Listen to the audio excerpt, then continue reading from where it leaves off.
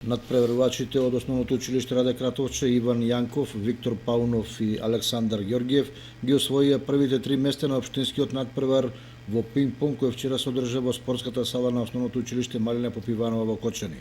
Кај девојчињата првото место го освоија Сара Момчилова, второто Зорица Крстова, а третото Ана Арсова, сите од Основното училиште Крсте Петков Мисирков од Оризари. Првите места ги освоија учениците од нашето училиште од Раде Кратовче, првото, второто и третото место. Покажа дека се и најуспешни, бидејќи и тоа и од целата работа што ја вршиме во нашето училиште, макотрпната работа. Имаме една маса пинг-понг што ја купивме, со преку хуманитарна акција и веќе кога се има услови, ја очекуваме и успеси и тоа го покажуваме на дело. Веќе утре заминуваме за Битола, каде што ќе се одржи државниот надпревар.